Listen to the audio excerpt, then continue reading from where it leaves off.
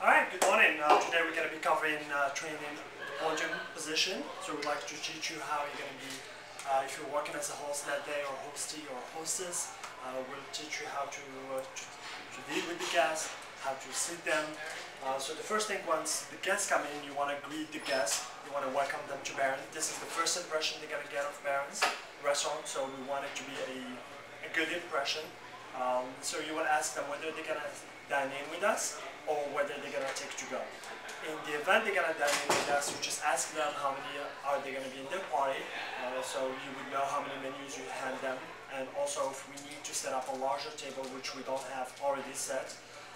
If they need to take something to go, then you just point them to Austin, which will be standing right here.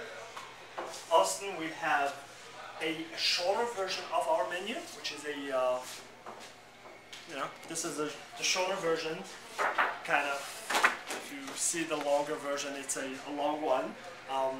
We eliminated few options from our dining menu just so we get better exposure, better experience for the students here.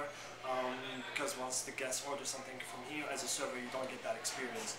So this will, what you would give them, absolutely they are really limited to this. So you will try to take the order from them. If Austin is not here, if Austin is here, we'll help them and just put the order on the POS system.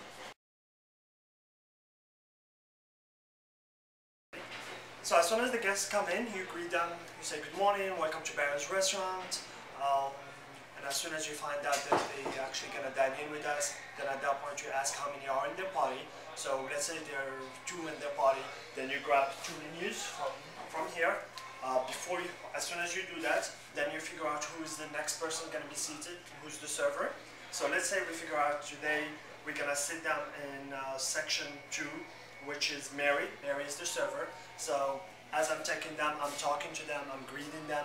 I don't want to walk too far away from them, especially if they're elderly and they're not going to be able to keep up with my pace. Although it's a small restaurant, but it's a better courtesy to just talk to them, have small talk. How are you doing today? Is this your first time here? Things like that.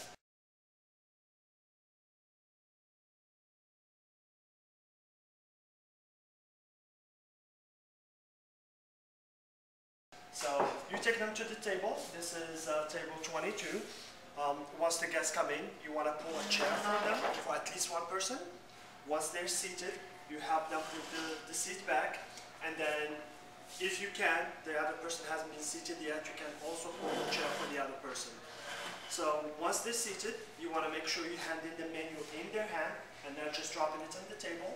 Same thing for each guest. Once you do that, you give them the menu in their hand. Just imagine there's someone sitting here and they have the menu in their hand. What you want to do at that point, you want to remove the extra settings that they're not going to be using. So you just go ahead, remove extra settings.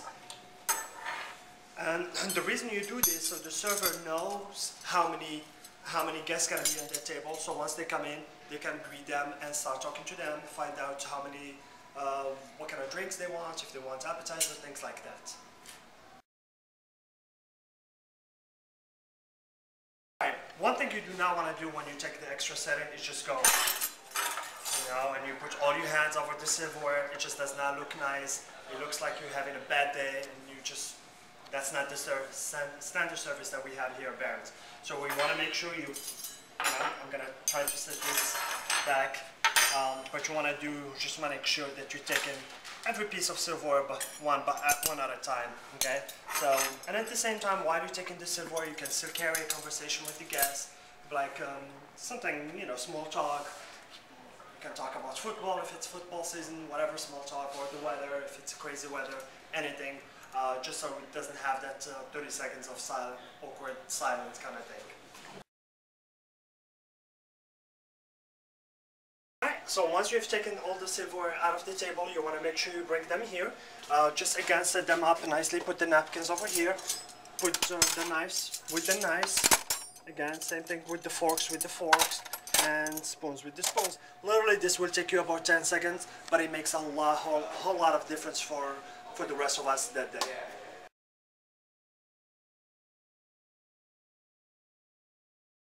So as soon as the guests come in and let's say you figure out that you have your first dues, what you want to do, you want to move from one section to another. So let's say this is section 1, 2, 3, so on and so forth. You start with section 1, for example.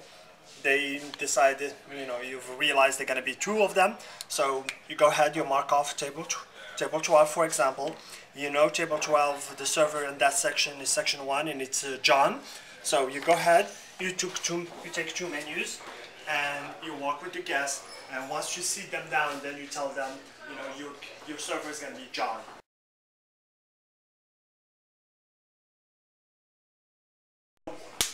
Something slightly different that we do here that's not going to happen in a lot of other restaurants.